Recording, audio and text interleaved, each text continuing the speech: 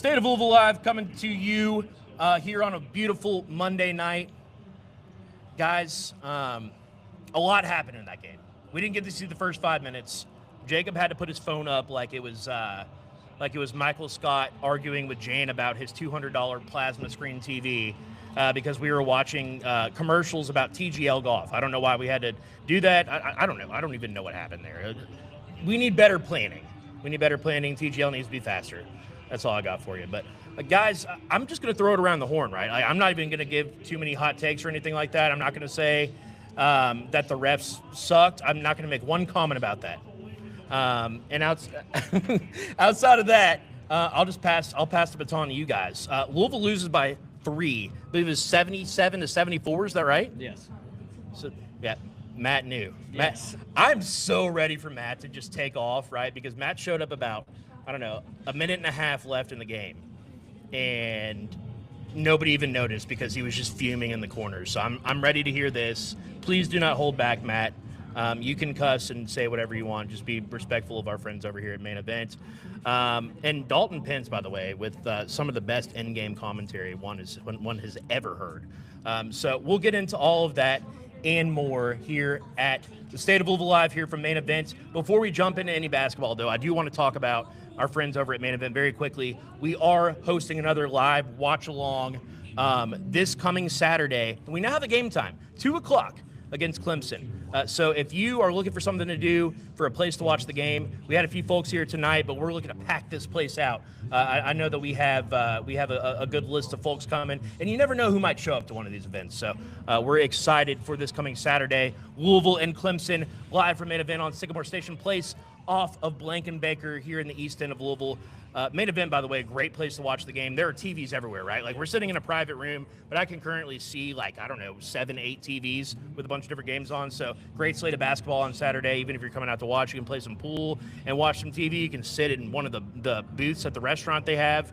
You can even go bowling, and they'll put the game on the big screen while you're bowling. So the only place where you can't see a TV in here is if you're playing laser tag. So if you're like Jacob and you have to, like, reserve, I don't know, what is your all's laser tag name? Like, when you guys grew up playing laser tag, did you like have to go for one? I don't know. I feel like Alan's the only one that gets this reference. That's like an old head reference. Like maybe laser not. Blaze. Like a laser blaze type of laser tag name. You have to name yourself. Yeah, you got it. Yeah. Something from a video game. Yeah, like Megatron or something. So if you want to come in here and be Megatron, just do it at like 1:30 or 4 this coming Saturday. But no, we're excited to be partnering with our friends here at Main Event. It's always a good time. They have great food, great service. We just harmed a hot honey pepperoni pizza. It was fantastic. So if you see like the meat sweats, I'm not angry about the refs at all. It's the meat sweats. Folks, I'll let everybody just kind of say their piece, right? We'll pass the mic around. We got a couple here. And just kind of, I want to hear Dalton's thoughts first, right? Like, just overall, just takeaways from the game. I mean, for me, I think it starts, and for you, I feel like too, it starts with that massive run to end the first half and start the second half when Louisville just could not get the ball in the goddamn basket, right? I mean, that's kind of what started it. But I don't know. Thoughts, Dalton? Yeah, I mean, look, at the end of the day, we can say what we want about the fight, and it was nice to see the team get hit. They got punched in the mouth. They got up off the mat, which was nice to see. You hadn't seen that much this season, especially on the road against a top 25 team. But, the stat that I saw at the game, Louisville's last top 25 road win, do you all know when that was? Was it at North Carolina? Was it Chris Mack? 2020. 2020, January of 2020. It was before COVID when Louisville's last top 25 road win. David Johnson. Yes. The David Johnson So game. it's just, look, should we say more about the team's fight down the stretch? Yes. But the reality is that this game was so critical because for another year in a row, you've been unable to get a signature victory, especially one away from the KFC Yum Center. And that's kind of the main storyline here, is that the Cards fall short. Yeah, it was closer than it had been, but don't forget, North Carolina also didn't have Caleb Wilson, so not at full strength. I'm sitting here kind of at a loss for words because it's like the whole thing, they are who we thought they were, and they are to an extent, but it was nice to see the fight at the end of the game. But you don't need to make that run if this second half didn't start out the way that it did. I mean, you had a stretch where you went almost 10 minutes of game time without a single field goal. In Louisville, I mean, North Carolina opened up the second half on a huge run, and Louisville spent the whole second half trying to come back from that. And in their top road games this season, they haven't not had a double-digit deficit. So I'm kind of just sitting here a little tired calling for the same adjustments when here we are last week of February and we're still talking about the same thing. So, I mean, maybe it looks different against Clemson and Miami, even though those, I think, are easier games on paper. Still, you got to worry about this team's tournament ceiling showing that they just haven't been able to pull off a win against a top team. So, well, I mean, I think a lot of it, too, it goes back to, like, we talk about this in football, right? Like, if you're looking at, like, Louisville midseason in football this year, right? Maybe 2-3 games after the Miami game, you know what you got with Miller Moss. You know what Louisville is.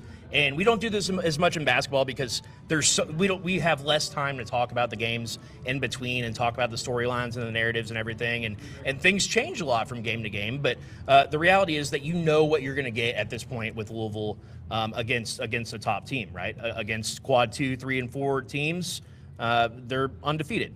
Against quad 1 teams, you're 7 and 8 at this point, right? And I mean, if you just go into what Louisville's quad 1 wins are, it's SMU at home, maybe one of your better wins of the season. Indiana has turned out to be an okay win. Kentucky, outside of that, not a lot, especially in conference. So I think that's a huge concern if you're a Louisville fan, is they're just not finding ways to get things done, and not only that. It feels like when they're losing these games, they're losing them in grand fashion. Losing by double digits. This is really the first time this season you saw Louisville have the nads, I guess, to kind of step up and push back a little bit. I'm really trying hard not to say fight. I already got 4 for you. But I don't know, Matt. I'm just going to give you the floor because I've just been watching your face, and you're just during the main event read, during the end of the game, I'm just seeing you just think about how much that you just don't like life right now. So, did you light anything on fire today? I did not. To start this off, I feel like the opening scene of Talladega Nights when he does his first interview, where he doesn't know what to do with his hands. Except I don't know what to do with my thoughts. I don't really know where to go with this. I have so many things. I want to thank Dalton Pence for bringing out actually the only positive from this game is that they actually woke up when they got punched in the mouth and at least started to play basketball. Government name, by the way. Yeah, of course. Good job, DP, on that one. Matt called it. He called the North Carolina win. I really just felt so bad about this game all day long. I don't know how to I felt like usually when we do Dalton show on Mondays with Dalton Pence over at the Big X, it's Roman and I pushing Dalton all the time. Dude, this team can win any game we want. Dalton's usually the guy who's always like, guys, I don't know how I feel about this and that. We bring up the Louisville versus Miami football game. Roman and I pushed him the whole hour and a half of that show about we can win this game. This one, I was the opposite.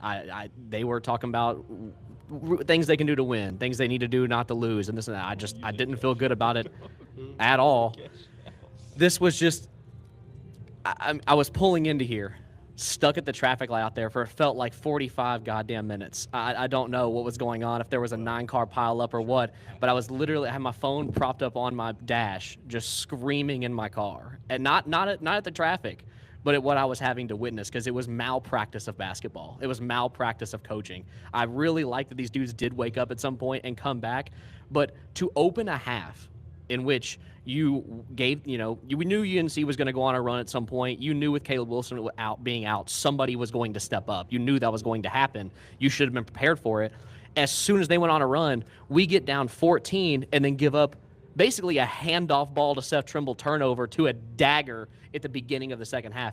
I spoke to Dalton and Roman a couple days ago about how the SMU game was the first loss we had this season where I didn't feel apathy, I didn't feel frustration, I didn't feel upset. I actually felt pretty good about where we were at and how we fought in that game.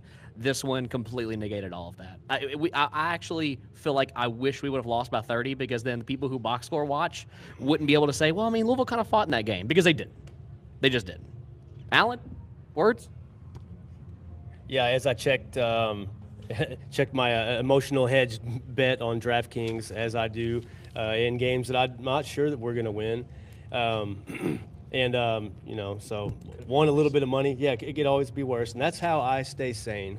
But this one, like you're saying, I'm just pulling up the stat line here. I mean, Trimble had 30 points. A guy that you couldn't stay in front of, a guy that you can't let get out in loose beyond 3-point range. Like he only hit 1 out of 3, but man, he had so many opportunities where we jumped at his shots and he just took it to the rack. I mean, look at his field goals right here, 11 of 16 from the field. But you guys have talked about our start. You've talked about throughout the game the things that we did wrong, our shortcomings. My thing was this, and the shortcomings that I'm about to talk about, like this does not outweigh anything else, but this was the part that I was like, what are we doing? I'm screaming at the TV. I know a lot of Louisville fans that were watching too did the same thing I did. Screaming at the TV, get downhill, get to the rack. We're not picking up any fouls. In the first half we shot zero free throws? Zero free throws. So we're like, get to the rack, guys, whoever's going to do it, just impose your will. And we didn't do that like forcefully until the play that we had to have a 3 down the stretch. I just wonder, like down the stretch, is Pat Kelsey, like who is hollering what? I know they're vocal. These coaches like to yell things to individuals, individual instructions. And so I'm not trying to find somebody to point a finger at, but I just want to know in that situation, in so many situations, like what was the plan on like after these timeouts? Pat Kelsey's known for drawing up, great plays, coming up with points out of nowhere. Again, I don't want to harp on the one down the stretch, but there was a few in the last few minutes. Sure, we came back, but there was a few plays where it's just kind of you came up empty and like. Zougris play, man, where he is sitting there at the top of the key. And okay. He dribbles back down, and it's like you got to have something. Why does he have the ball at the top of the key for like 15 seconds? Because when I think about back to the basket skills, I think of Vangelis Zougris, right? That's the first person that comes to my mind. Okay, so I will interject very quickly. We got a mic here. We're good. Okay. But you can do whatever. We're affectionately referring to this mic as Mike L. Brown. Zougris, Vangelis Zougris. Look, guys, I don't want you all to go home and jump off a bridge, right? I'm making everybody sit in front of a camera and talk about a game where I literally watch you guys look like you just lost your family, your home, and everything you love. I mean, we just lost to North Carolina by 3. Life is going to go on. I don't know. Unfortunately, just end Matt's pain right now. But no, I mean, one thing I will say, though, Vangelis Zougris, for as much, I'm not going to say that I've talked garbage or anything like that, but for as much, crap as he's gotten and, stuff that we've not necessarily put him through, but the things that have been said about Zougris over the last 5 or 6 games, he's been what you expected him to be off the bench. Yeah. Is it like world, life changing or anything like that? No, but that he was almost, I'm not going to say solely responsible, but he was a spark off the bench, right? 6 rebounds in 12 minutes. His hand touched the ball on almost every single possession. He's boxing guys out. He's given Henry Vesar, the 7-foot big man for North Carolina, everything that he can handle. So I mean, he was the most effective 4 or 5 on the floor. He was absolutely, and that is both great and absolutely awful, right? I mean, that let's just call it how it is. It was nice to see at least that he was effective off of the bench. Really quickly, from producer Jacob, any comments here in the chat that we want to address? Can we talk about how Pat Kelsey is consistently getting out-coached and our players are lacking real grit and fight? Sure. There you go. How many times are we going to say fight tonight? Sorry. Come on, Jacob. Unbelievable. We give you 3 jobs and you mess one of them up. Sean living life. Good point. Sean, talk about it. Can we talk about Pat Kelsey consistently getting out coached and our players lacking fight? What's the record now? 4 wins against top 25 teams, 14 losses, 15 losses? Pat Kelsey 4-15 ish against top 25 teams. What are his 4 wins? I think he's 1-11 in quad 1A opportunities overall. And what's the one win? Clemson? Kentucky? 1-11. I think it's got to be Indiana Clemson. ranked when we won? Yeah. Indiana was last year. Indiana was ranked when we beat them last year. I think it's actually a better win this year. Yeah, but I think so ish. Yeah. So So roughly 4 or 5 like Some really are calling those quality. Scott Satterfield numbers. Yeah, we're Sorry. so Producer the Jacob. producer Jacob is saying we're putting up Scott Satterfield numbers, but Scott Satterfield did put up like 35 points in the third quarter against Sam Hartman and Wake Forest. So Scott Satterfield did know how to coach defense. yeah, is the Clemson? What we're asking is the Clemson game? This is a Clemson basketball game from last year. Did he though? What? I'm just Scott caught up over Satterfield. Matt. Yeah, Matt's I'm comment sorry. about Forced what, defense, and I was 7 like, turnovers against top 10 Wake Forest? I mean, that's defense or something.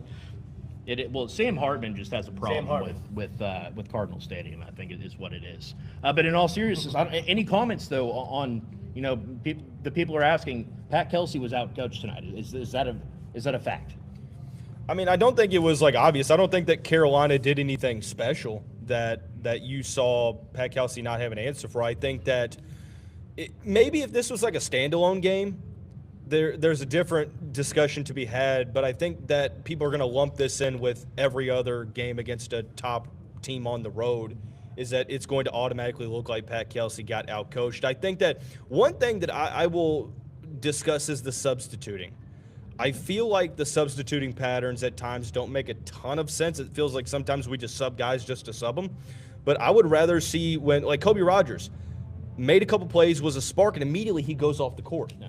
And that's happened more than once to where it's like, okay, you're playing a lot of Kenai Roots and Ali Khalifa on the court. And it just doesn't seem like that's a great recipe. And I don't know. I think that the personnel, the rotations are where we need to look at, because there's some that I think if you looked at the analytics would probably point to Louisville being pretty good. And then there's some they run where it's just like the personnel decisions at times. The decision tonight to stick with Ali Khalifa in the first half when he was having a tough night defensively, I think that was brutal. McKneely, I mean, when his shot's not falling defensively, things can get rough for him. And, I mean, we went on the run in the second half when McKneely got subbed out. So I think it's just making it to where your personnel on the floor matches what the opposing team's throwing out there. And it's different every single game because you're playing a different team. I think it's just a matter of making adjustments, right? You hear that all the time, but the first one that I'd like to see would be surrounding rotations, because I think a lot of that has to do with why Louisville went into a scoring drought in this one, especially in the first half. Yeah, absolutely. I mean, I just to chime in on that really fast, I mean, I do think that there were some good things that happened in this game, but it's these runs that you're seeing time and time again that are just crushing us, right? I mean, Louisville out-rebounded North Carolina 41-32 tonight, right? But conversely, they only had 9 assists all game. They were that run at the end of the first half. I keep going back to this, right? When Louisville's up 10, North Carolina makes a big run, and then they just bust the game open and they go up 16 to start the second half.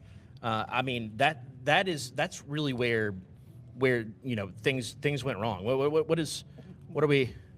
4 white boys, but they not in sync. That's true. Shout out Jack Harlow. Sorry, we're Are just we not in sync? looking at. I just like how it was like when you tell like a joke and nobody laughs, so you say it twice because he typed it twice. Yeah, I was like, It wasn't just once. That's He did it just what twice. happens. He was like, "Oh my god, I hope they saw it." That's just kind of what it. Respect the Bush's Baked Beans Bowl. Bills fan 3518. Football school, we went to the Bush's Beans Bowl. No one has. Keegan Michael Key was there. We're gonna disrespect the Bush's Baked Beans Bowl. Yeah, what are you gonna start hating on Peel next? Come on. It's unbelievable. No, I mean, in all seriousness, to not let it get too off track here. I mean, this game came down to it was just that segment of the game. Louisville outplayed and outscored North Carolina. I don't have the exact numbers right in front of me, but they outplayed and outscored North Carolina for the first 10 to 12 minutes of the game and the final 10 to 12 minutes of the game, which is not something that you could say of this team very often. It's just that middle stretch was so ass that there was just not there was no coming back from it. I mean, I don't know. Alan, it's been a second. No, it was so ass. If you look at this, I like to look at this right here. I hope. Can anybody? Is the glare too much? Yeah, It's I don't bad. think that's gonna All work. right, Producer so Jacob, can we get that on the screen? yeah, well, it's just it's the ESPN analytics. If you look at the I know. If you look at the game flow, like I always like to look at this. Like the first half looked great on paper. It looked great metrically, even though for whatever reason our broadcast where we are got cut into by a few minutes because of like some kind of golf thing. I don't know what. Thomas. Justin Thomas Maybe was they doing should've kept something. it Rory was there. But so when we clicked on the game, Burger King. Whopper, Whopper, Whopper, Whopper. I don't think the universe wants you to show that. We're already having a tough time. They have really great pizza here, by the way, at Main Event.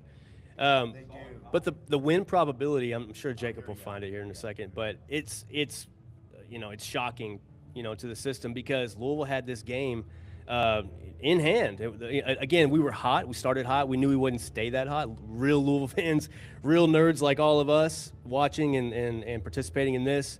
Basketball nerds knew it wouldn't keep up, but eventually you had to get downhill. And just if you look at the second half, it was all UNC. Even the last possession or two, the game probability is pretty much all UNC. I'm going to break down the shot chart here in a second when I pass the mic, but to me, it's just I think U of L jumped out when the rebounds. I noticed early in the game we had a good offensive rebound edge. Defensive rebounding was right there. So I want to say maybe that was the reason for the edge overall with the rebounding. Because it felt like in the second half, UNC closed that gap, drastically. So I don't know about the assist turnover. I don't know about these ads either. We have it. These ads are something else. Can the people actually see the screen? You might want to Can continue they see just this? playing that commercial just to Ignore the screen, let them know man. what it was. I'm trying. Nobody can see anything. I know. I wish they could just see my phone. Give me a second. Can I make one more point really quick? Absolutely. Can we all just agree that was, I know you're not going to mention it, but was maybe the most obvious basket interference call of quite literally all time, and the referees didn't even seem to bat an eye. And I just think it's ironic that is the bucket that separated everything. So, I mean, I don't want to be all sour grapes, but I think you would be doing everyone a disservice if we don't at least mention that the most obvious basket interference call, they've called it for much less, most obvious basket interference call, and the referees don't even seem to, I was like, oh, okay, no, that's cool. Didn't even review it. Well, then you had and then, I mean, we can get into the refs. I mean, because it's part of the game. It's worth mentioning at least. There was a play where a North Carolina player got a defensive rebound, and he's falling out of bounds, and he literally steps out of bounds, and literally nothing happens. There was a play where I think it was Ali Khalifa had a kind of a backdoor pass to, was it Ryan Conwell? North Carolina player tips it out of bounds, not reviewed, called incorrectly. There were a lot of hook and holds, lots of, and look, we don't want to make it about this, but it did have an impact on the game, and during the stretch of the game where nothing could go wrong for North Carolina, that was part of it, right? They were getting a lot of the calls. At the end of the day, though, North Carolina goes to the line 19 times and only makes 9 of them. So, I mean, there's really no excuses, right? If they shoot 60, 65, 70% from the free throw line, it's not even a game at the end. And I think that's kind of the point that Matt's getting to as well, is just that, you were so thoroughly dominated for that middle stretch. I mean, a 26-point swing in about 10, 12 minutes where you legitimately all you had was 2 free throws. 1 for 2 trips to the line. Very quickly, I am sour grapes. College basketball refs are the worst officials of any sport on earth, and the motherfuckers more than likely will be officiating a Louisville game.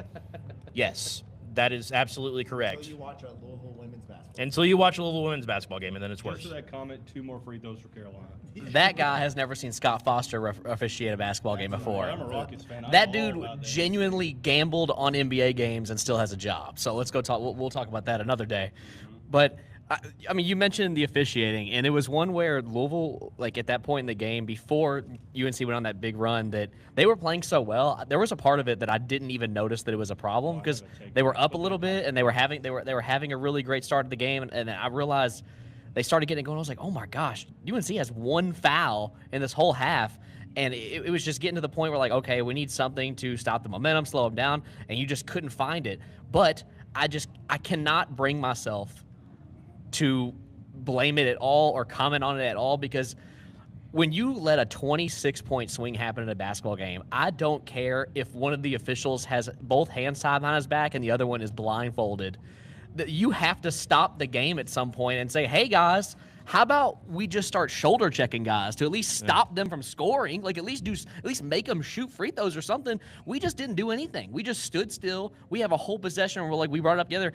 Vangelis Zougris has the ball at the top of the key, dribbling it out, and dudes are all just standing there waiting for the ISO to come up. I'm like, we can't even clear the lane for Michael Brown Jr., but we're clearing the lane for Zougris? Let him cook. All the players did say that the player that they would least like to face in a one-on-one is Vangelis Zougris. You are learning Zougris. in real time. You're learning in real time. Zoo is that guy. Zoo must be that guy because they trusted him more than I would ever trust him. I think Press made a good point, though. You need to run Zougris more as your second big man if you're not going to put Pryor on.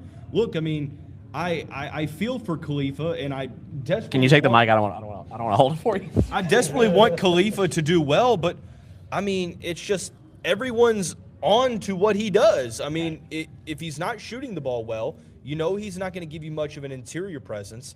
He does that delayed dribble handoff or the backdoor cut, and that's basically it. And then defensively, when that run happened, it started because Khalifa was late on a closeout on an inbound pass under the baseline, and then he came up and tried to defend the ball screen, and he was so late on the recovery, and Visar had that reverse dunk. And that's been an issue, is that we talk about, well, why is this happening? It's because you're doing the same things over and over, and you kind of become very easy to scout.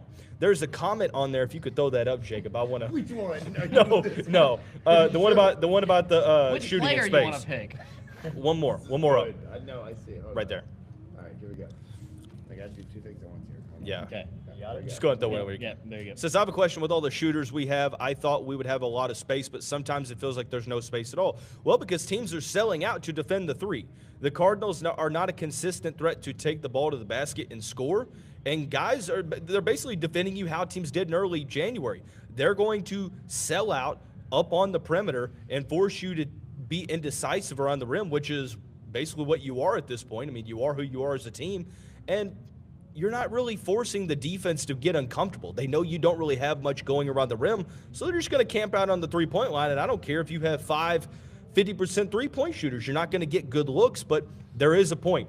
When you get open looks, Louisville shooters have to knock them down. Isaac McKneely, Ryan Conwell, whoever it is, you've got to make open shots if that is your MO as an offense. So I think that predictability on both ends of the floor is almost a bigger issue than the lack of adjustments, in my opinion. It's the magic of 11 for Ryan Conwell. Louisville has one win all season if Ryan Conwell shoots 11 or more threes, and for whatever stupid reason, he's taken 11 threes the last two games. Prior to that, he was like in the 4 or 5 range, but for whatever reason, apparently he has the green light to just start taking.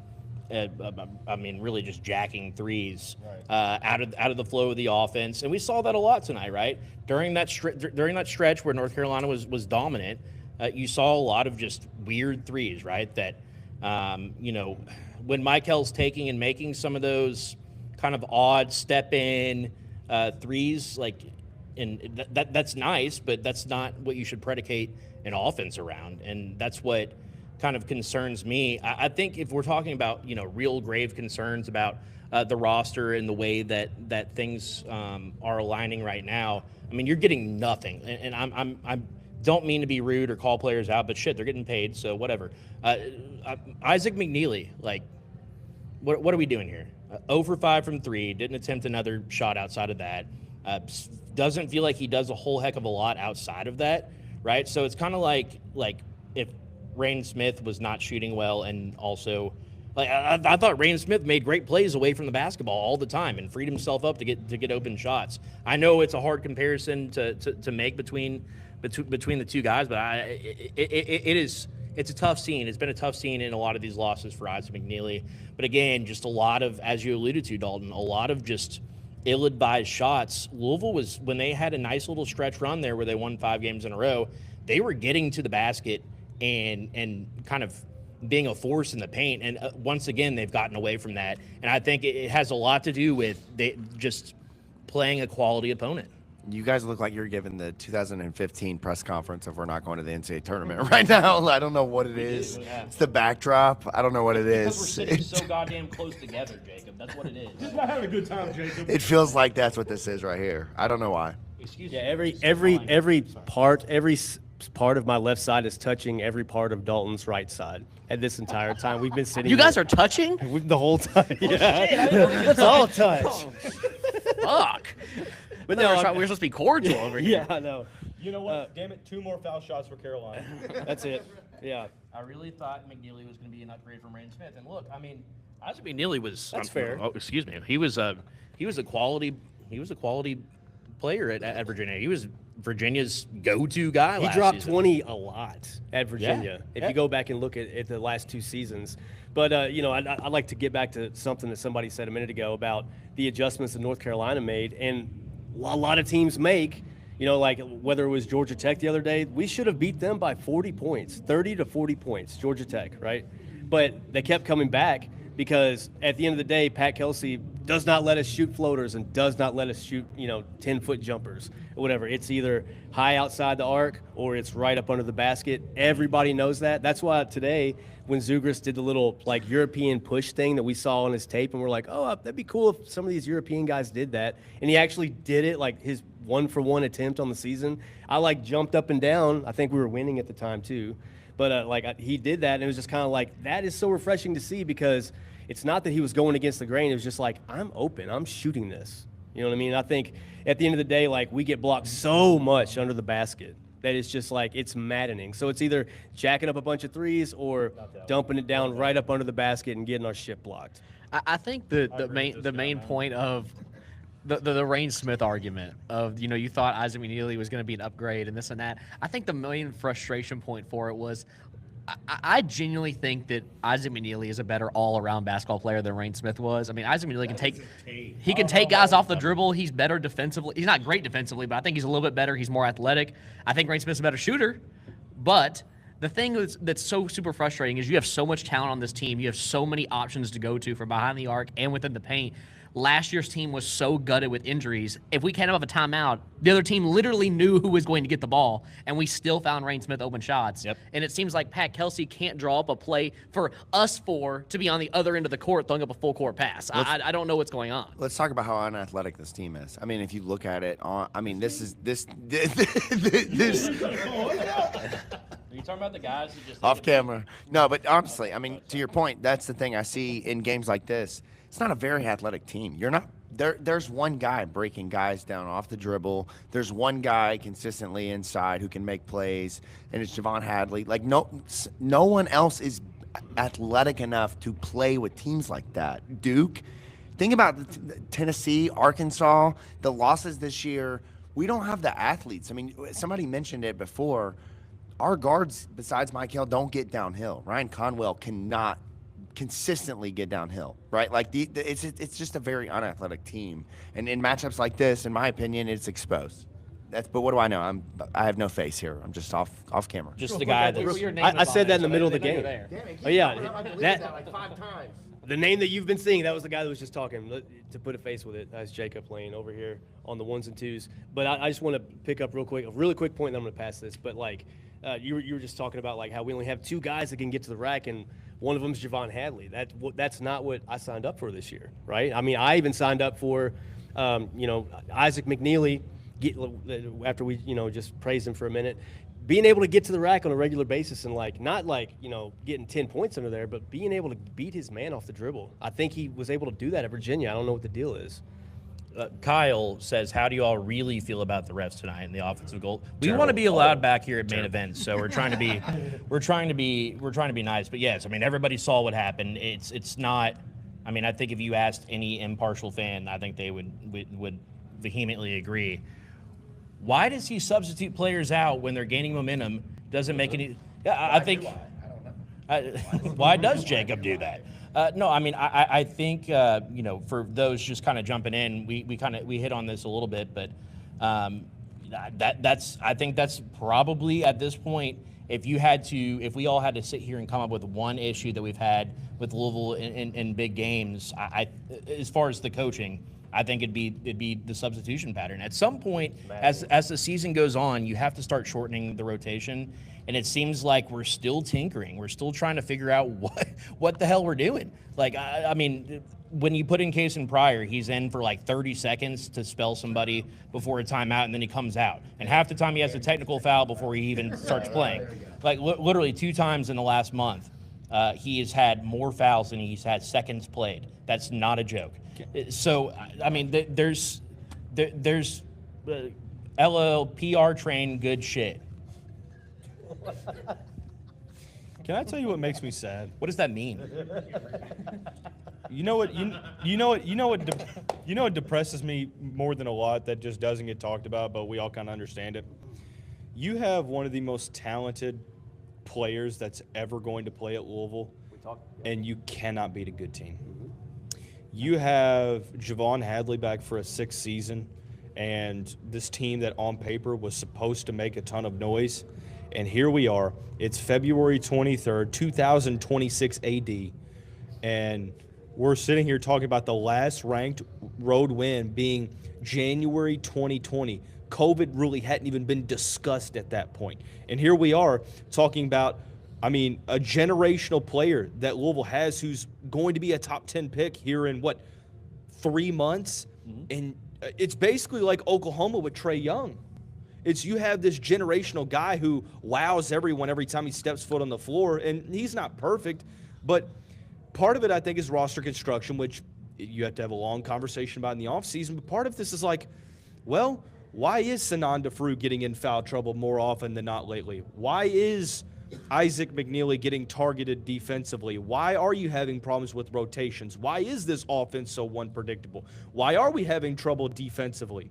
Why are we now going to a zone, something that we said we would never do? Here we are, and when we do it, it's like, how much do you practice zone in practice? Like, I'm just asking the tough questions, and I don't really know the answer to all of them. That's why I'm asking them, but here we are. The standard is the standard, and I'm all for Pat Kelsey not having really a bad loss on his resume, and that is great. But at Louisville, the ceiling is the ceiling, the standard is the standard, and the noise is loud. And I'm not sitting here saying on camera to fire Pat Kelsey. I'm not saying that. Please don't take it as that. But the criticism is justified. The criticism is justified. I think, I mean, I'm questioning what this tournament ceiling is for this team, but the issue is that the issues remain every time you play a good team, and even when you don't. Remember the whole discourse on Saturday about, well, you beat Georgia Tech by 17. What does it really matter? You went through 2 big scoring droughts in that game. And when you play a good team, you lost. North Carolina, you went through 2 big scoring droughts. And the scoring droughts, the underlying reasons are the same thing. Turnovers, bad shot selection, predictability on both sides of the court, foul trouble with Sinan DeFru. I mean, it's just the same issues, guys, and I'll be honest with you, I'm just tired of mentioning the same things over and over and over because I desperately want Pat Kelsey to succeed. I think he wants it for all the right reasons, but I think that this season needs to force him to look inward like it did with Todd Golden at Florida, like it did with Bobby Hurley, Dan Hurley at UConn. Like, you have to do a better job of adapting.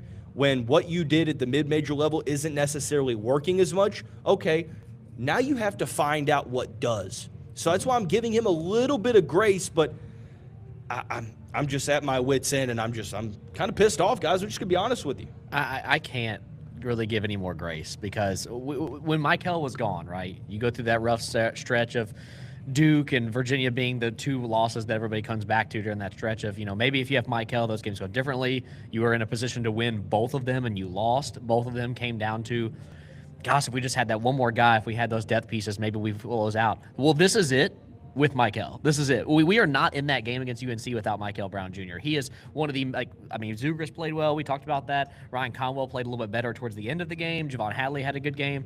But without Michael Brown, that was probably a 20-plus point loss. That dude completely turned it on the second half, brought us back in the game, and you saw what it means to have a serious lottery pick on your team. But it should be the opposite. It should be the one where UNC is on their heels because, guys, we're having to play with a potential, like Dalton said, generational athlete at this university, but we can't get a stop against 4 guys with cargo shorts on sitting at a table at main event. We can't do it. Yeah. So you put Michael Brown in a situation where he has to be Superman, which he almost does. He damn near does it. And I still can't be happy about it because it all comes down to the coaching, the preparation, and it comes down to when you face adversity, this team just being completely opposite of what was last year. Whereas even against the Creighton game, I brought it up, mentioned it earlier, talking about it, that was an ugly game that we all felt upset about, but you still saw that in that game, if you don't get out to that really bad run at the beginning, they probably have a good chance to win that game. They fought back the whole time. Chucky Hepburn and Terrence Edwards did a great job keeping that game out, like at the wit's end and giving you a chance to win. Chucky came here a year too early. This team cannot do that. It's impossible. They just don't have the pieces defensively. They don't have the athleticism. They don't have the length. You just have Michael Brown, who is just, I mean, at this point, just playing to see if he can get his draft Don't prospect. forget, Caleb Wilson didn't play either. Like, He we had didn't to play. keep pointing that out because they didn't have their best player, who honestly is a matchup kryptonite for us. Caleb Wilson could have had 20 and 20 with the way that he plays. With the Yeah, way that he absolutely. Well, Louisville has nobody that can really match up with him. I mean, is Javon Hadley, and we'll get into him here in a second, but Javon Hadley is a fantastic defender. He plays well, larger than his size says on the roster. He's top 3 draft pick. Caleb Wilson, UNC, Caleb Wilson's a dog, man. He's a Caleb dog. Wilson might be the best player in the country. Like, that's, I mean, I know we have Cam Boozer, you have Darren Peterson, you have old boy at BYU he's a dog. DeBance is a dog, but I mean, Well, thankfully, Michael's come back for a second season, so I think we're all good on that. We're all good on that stint. get out of my face, Matthew. I think that really, as we're moving forward, I think that the question becomes kind of it's a matter of, number one, what I mentioned earlier. This team is who they are, right? The proof is there, right? We're what, 28, 29 games, We're and 3 games left in the regular season. You're not finding out anything about this team you didn't already know. yeah, you are who you are, and so in my opinion, I think that you do whatever it takes to just freaking win basketball games, right? And I know that sounds so silly and dumb, but I mean, you're seeing it, right? With throwing in the zone, with playing Zoo actual serious minutes. Jacob is asking Gemini, Louisville loses to UNC tonight. Tell me, now he's deleting. Tell me why. Tell me what happened. Tell me what's wrong. Are you okay? No, My God, Jeez, Jacob's hammer. Tell me what happened. No, What? in all seriousness, though, you have to look at this team and say, okay, well, This prompt is a novella. What is going on?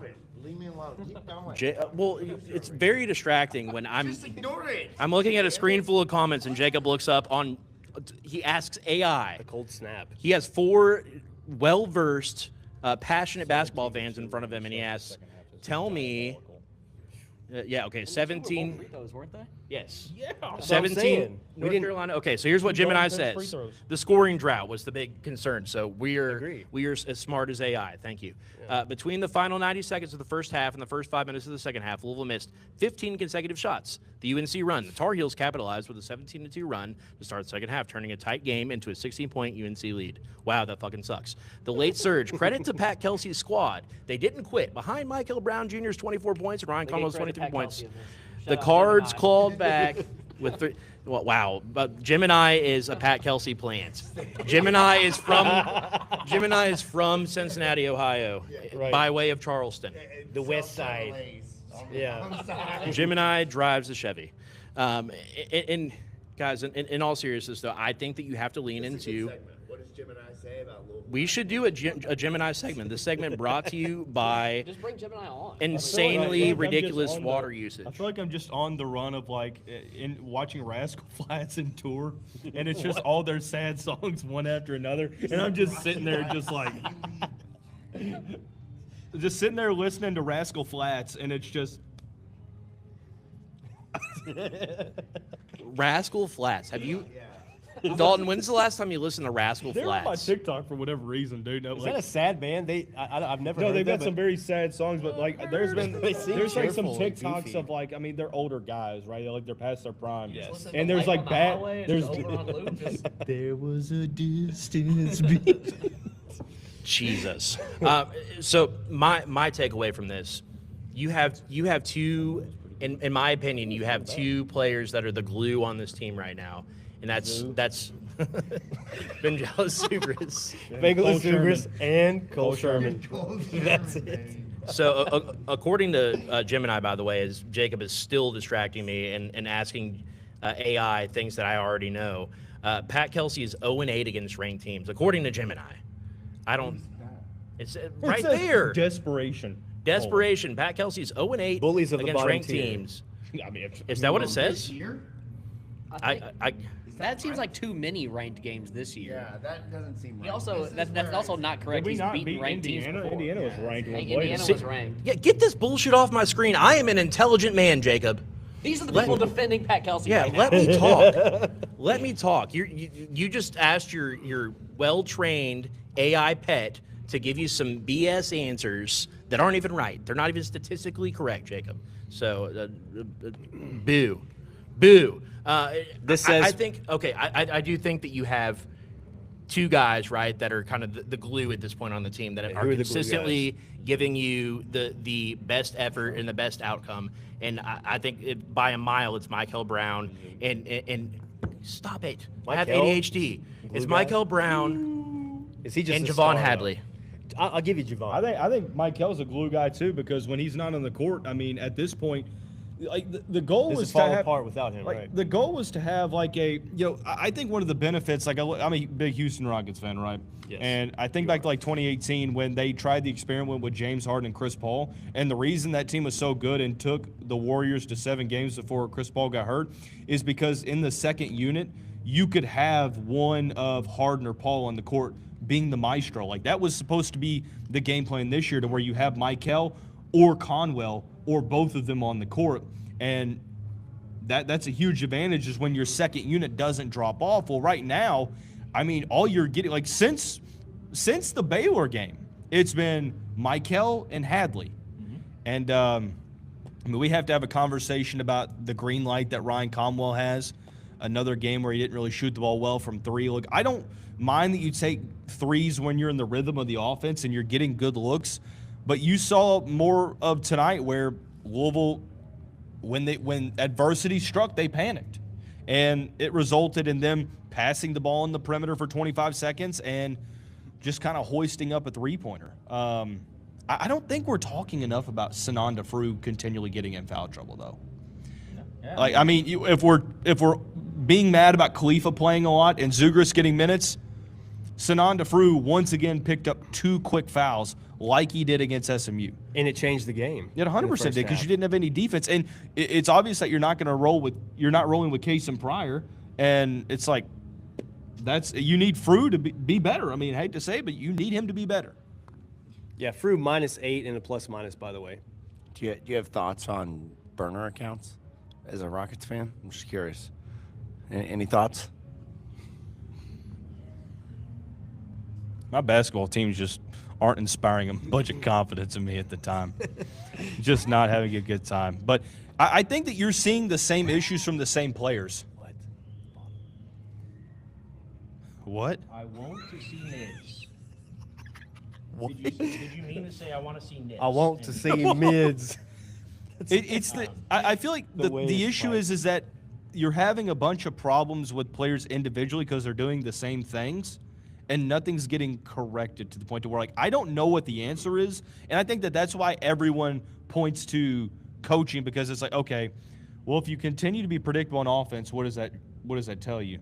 If Sinan Defru continues to get in foul trouble early on, what does that tell you? If you keep running Ali Khalifa out there and defensively you're getting gashed, what does that tell you? You're doing the same thing over and over. And if anybody can provide me with the literal definition of insanity, I think it would be pretty good for this time. Yeah, and I mean, just to think about, somebody said a minute ago, said yes. the Caleb Wilson, yes, LOL, yes. Well, didn't win. The absence of Caleb Wilson that UNC had, I remember there's a few games this year where I chalked up Louisville losses to, I was like, well, we didn't have Michael. Surely, the committee will see that and say, well, maybe. I mean, maybe they weigh that stuff in, maybe they won't. But in my head, I was doing that, right? I was making excuses for this team. The 31-point loss to Duke, I was like, he's fresh, he's not back in the rhythm. Like, I'm chalking things up to Michael's absence. And the fact that you lose to a team that is, fresh out of their star player, and you were down pretty good in the second half, and it proved to be an insurmountable deficit. I think that's going to be pretty loud in the metrics and pretty loud on paper in 3 weeks when Selection Sunday comes out. Right. I think this is your only opportunity. Mind you, it's Chapel Hill. It's on the road. It's a Q1A. But this was winnable. We had them down by 10 in the first few minutes, And crumbled immediately and just faltered right away. This is going to be something that I'll keep going back to, and I know it sounds silly, but when Ryan Conwell shoots a lot of threes, it's not a good thing. Louisville is 6-7 when he shoots 11 or more He threes. doesn't get good looks is the issue, Press. Right, A lot of so- these looks are not good looks. So Ryan Conwell, in some instances, turns into a poor man's James Harden, going back to the Houston Rockets here, where he just has. James is generational when it comes to making isolation, hand in the face 3-point. I'm just talking about you got a lefty who loves his same step back move to get free for what is normally a missed three, and we are at the point where it seems like every time Louisville is kind of in one of these weird funks and one of these weird stretches, you see a lot of threes going up from Ryan Conwell and from Michael Brown. I think at this point, at this juncture, I'm okay with Michael Brown taking a lot of threes because he's making them at a high rate. But you're a team that when they're playing at their best, there's a lot of assists, there's a lot of ball movement, there's a lot of guys getting open looks. When you see it's getting towards the end of the shot clock and it's going to turn into Ryan or Michael, either trying to make something happen and just having just poor shot selection. Thank you, Sean. Poor shot selection at the end of the shot clock. It's seriously just Ryan and Michael just jacking up a shot, and I think that's been extremely detrimental to this team, and I think that they have to find a better answer. Shot selection is pretty piss poor. Sean is on fire tonight. Sean He's is really living And life. he didn't even living ask for life. nips. So, I mean, he's just throwing these out for free. Sean's just in it for the love of the game. He didn't come for the nips. Well, can I make a point? It's how do you – and look, anything can happen in March, right? When you have guys like Michael and Conwell, anything can happen. But how are you supposed to sit here – and look, I think everyone at this table, I feel like realistically we do a good job of trying to see the glass half full. We try to take, the silver lining for what it is. Even in the toughest of situations, we try not to really, be doomsdaying, if you will. How do you realistically sit here on the night of February 23rd? You've got 3 regular season games to go, ACC tournament, and then the regular tournament starts. What inspires any sort of confidence that this team can make a run outside of just blind, hopeful optimism? Because you don't have a Q1A victory. If you are seeded somewhat decently, like a 6 or a 7, you might have a good first round matchup, but you win that first game. It's okay, you win the first game, and that's then the round at 32 you get beat because you're playing a better team.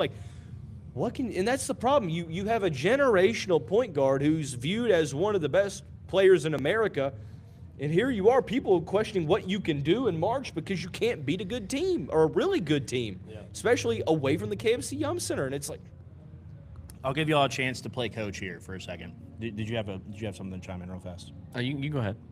I'll let you all play coach for a second. I want to hear from the three of you. If you're the coach and there's one just overall, macro view of this team, one adjustment that you're making is Louisville's, you're guaranteed 5 games at this point. That's it. And if I'm the coaching staff, I'm saying that 20 times a day. We're guaranteed 5 more games. That's it. Everything that we've worked for to this point, that's all we got left. And we have to work our asses off to get past that. If you're a coach, what are the adjustments that you're making? For me, I think it's tightening up the rotation, right? And I think that, to your point, it's difficult when Sananda Frew is getting in foul trouble early on in the game. But I would ask you guys, what is that one adjustment that you're just itching to make if you got to have your fingerprints on this team? Don, you go first. Yeah, I'll start with the main one. I think offensively it's inside out. You have to go back to the 5-game winning streak. What was working and what wasn't. And you blew NC State out, not just because Michael and Conwell went full on scorched earth, but because they were generating good looks. They were taking the ball downhill. They were forcing the gravity of their presence to force help defense to rotate. And when help defense rotates and collapses, you have open guys on the perimeter. It's much easier to get good looks when you're operating that way than just 5 out. And I think that, Press said tightening up the rotation. I think it's being less predictable. You want to take threes? Fine. Shoot them in the rhythm of the offense and take good looks. If you're not hitting your shots, you don't have the green light to keep firing ISO 3 balls when the shot clock is at 15, right? I think that that's the first one for me. Is it bad as Trey on Oklahoma? Yeah. I mean, the supporting cast gave Trey no help. I mean, this is a different personnel team. But my macro adjustment is it's in the name of being unpredictable, right? We're going to take threes, sure, but it's going to be in the rhythm of the offense, and we're going to make it to where paint touches our priority. Matthew.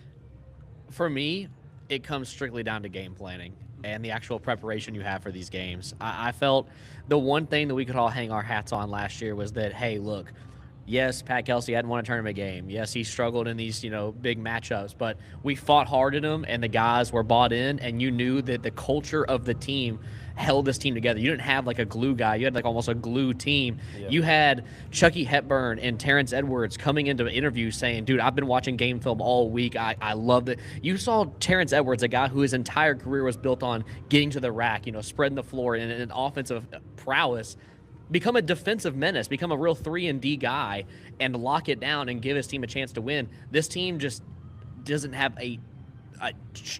I don't even know the word, a trickle of that. Doesn't have anything. I feel like these guys don't even know what team they're going to play the night of. And I don't know if it's Pat Kelsey not restricting guys at practice, saying, hey, today's our film day, you got to do this. I don't know if these guys are just not doing any homework. I don't know what's going on, but it seems like in these games whether you get down big and come back, like this game against Arkansas, or games where they just get blown out against Duke, it looked like they get punched in the mouth and everybody looks confused. It looks like, oh my gosh, we started really hot, just like this game against Duke, and they're actually gonna keep playing. I'm not they're surprised that a team doesn't give up on them like they do. And it seems like nobody, and Pat Kelsey as well, I'm not just putting this on the players in general, don't understand how to come back from that or how to adjust without having Michael Brown, have to step it up in the last 4 minutes and hit 3 threes out of nowhere. It has to come down to the fact of you need to be more prepared for these games. And coming off of a game against Georgia Tech, where Dalton already mentioned it, that you give up 2 12-0 runs to the worst offensive team in the conference, you have to bounce back and say, guys, we were looking ahead. We were better than that team. We pulled the win out. It was ugly, but we know what we're going to bounce back. We're going to use it as motivation, and you don't. And you just don't. This team has -3 defensive identity, and I can't fathom how that's even possible. I get that Pat Kelsey isn't a defensive-minded head coach. At some point, it's on coaching. It has to be. Yeah. Go ahead, Alan. Yeah, I mean, like you talk about the runs that other teams have made against us. For me, it's a simple adjustment, and I've been bitching about this for weeks. All right, and I'm not going to talk about a zone. I'm not going to talk about going into a zone. But I think you can go back and watch these games, and where we are best on defense is when we bring help defense, right? When we trap. Tonight, what could have been a clutch defensive play down the stretch, UNC's big comes in the lane. We had 2 or 3 guys crash on him. Somebody got the block from the back, I want to say. And that would be, I think now is a good time to implement that, where we're like, okay, hey guys, little wrinkle, when they get it in this area, when they're vulnerable, trap or double team, right? Because now it's uncharacteristic of you to trap or anything like that. And I think down the stretch, that was something that maybe him, or I want to say Peyton Siva probably said something about it. It's like, hey, you know what? Has got to be pissing we need to stop, right? And here's how we're going to do it. Here's how we used to do it, right? And to your point, I mean, Peyton's probably, he has some say in certain things. I think when he probably was vocal. I don't want to try to guess about what was going on down the stretch there, but that possession of defense, and it wasn't just that one. I think we noticed our press is pretty good, and when we stick with it, I know it takes a lot of energy to do that, but this isn't me taking a shot at Skip Prosser, right? But one of the things that irked me about Chris Mack and Pat Kelsey as a Skip Prosser guy too. I'm not trying to shade that, right? But this is their coaching tree where on defense, they trust the guy to do their job all the way to the rack. And, like, if you miss a defensive assignment, you might meet the bench or you might get a talking to or, hey, do this next time. But we keep getting beat to the rack, right? So I think trapping, any form of trap, any form of double team has benefited us, well throughout the season, not just this game. Yeah. I think ultimately, we'll switch mics real fast. Ultimately, as we're wrapping up here at main event, thank you guys for joining us, for all the folks that are still on and that have been chiming in. It's been fantastic. So next week, when you're tuning in after the Clemson game, I want to see even more involvement, especially from Elias. He kissed the bird. I don't even know what that means, but I love that. It was just the most out of context. He was talking about when I brought up Chucky. Oh, Chucky kissed the bird. So we still have another game left. Somebody will kiss the bird unless we lose. Oh, if you lose the sword, if you lose to Syracuse, that's a problem. But in all seriousness, I will close with this. I have Nick Connor, former Starting 502 podcast co-host, in my inbox, essentially just blowing me up with gifts of bubbles, because he's thoroughly convinced that Louisville's a bubble team. And I mean, if you, I think Louisville's a tournament lock as well. And I think so because they do have 7 quad 1 wins. Last year, you finished the season with 3 quad 1 wins, and that's really what hurt you. And then you had one bad loss against Georgia Tech that really submarined you. Your resume's good. It's just not like a title contender or a serious threat in March level good. Right? I think at this point, if you're a fan that's been closely following this season, like we've said a few times, you know what this Louisville team is. And you'd be silly to have any expectations outside of maybe, like if you get some good matchups, maybe a semifinal appearance in the ACC tournament and 1 or 2 wins in the NCAA tournament. Like if you, at this point, with the product that we have on the floor, if you have Louisville in the Sweet 16, that's a hell of a coaching job to get from where you are now. If you're presented the option of Sweet 16 right now, you take that 100 times out of 100 right now. Yeah. I think that's what's frustrating fans, right?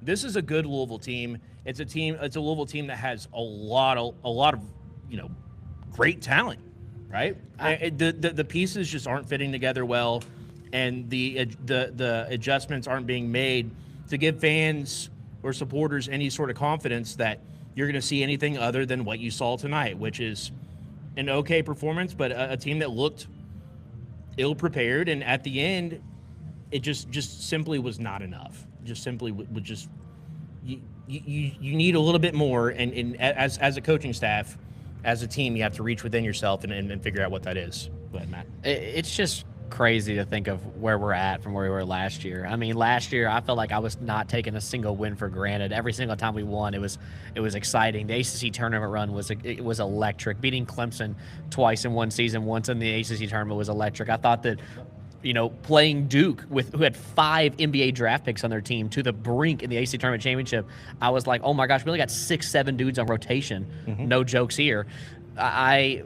It's just crazy to think that we have a team that's this much, I think, more talented than the team last year. And I mean, I can't have any confidence going into any top 25 matchup moving forward. I just can't.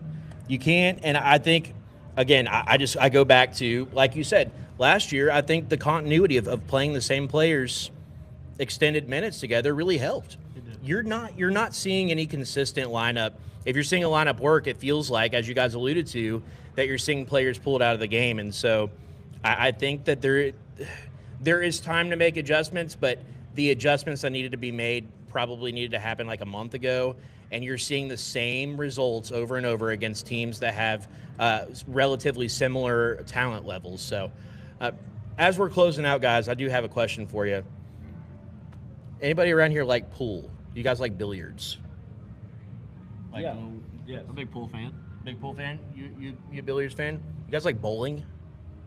Not a big bowling guy. Not a big bowling guy? That's all right. I mean, it's fun. It's fun with friends. I mean, do you guys I like... just suck at it, so That's I'm what I thought not. he was going with it. I was like, oh, Do you like... I was like, you're not going to say anything about pools? Do you like arcade games? Oh, yeah. What? Well, yes. Yeah. Okay. I love arcade games. The point that I'm getting to, right? Having fun. That's why I am here.